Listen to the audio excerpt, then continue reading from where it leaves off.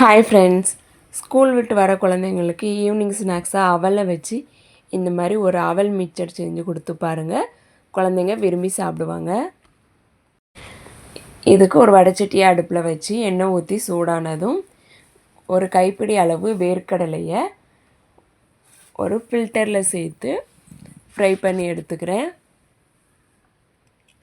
வேர்க்கடலை நல்லா ஃப்ரை ஆனதும் எண்ணெயை வடிச்சிட்டு அதை ஒரு பிளேட்டில் போட்டுக்கிறேன்.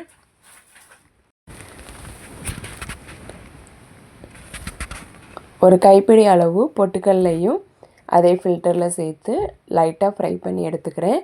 பொட்டுக்கல்லை ரொம்ப ஃப்ரை பண்ணக்கூடாது, லைட்டாக ஃப்ரை பண்ணால் போதும்.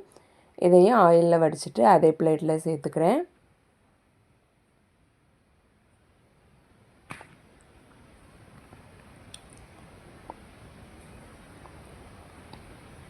இப்போது ஒரு 10 பல்லு பூண்டை நல்லா தட்டி எடுத்து வச்சுருக்கிறேன்.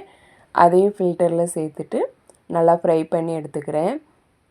இது நம்ம டைரெக்டாக எண்ணெயில் போடும்போது எல்லாமே அடியில் தங்கும். அதனால தான் ஃபில்டரில் சேர்த்து ஃப்ரை பண்ணி எடுத்துக்கிட்டோன்னா எந்த ஒரு பொருளுமே எண்ணெயில் தங்காது.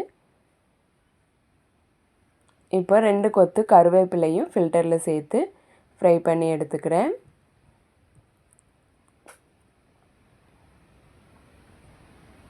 அதையே எண்ணெய் வடிச்சிட்டு பிளேட்டில் சேர்த்துக்கிறேன். இதோட அவலையும் சேர்த்து நல்லா பொன்னிறம் ஆகிற வரைக்கும் ஃப்ரை பண்ணி எடுத்துக்கிறேன்.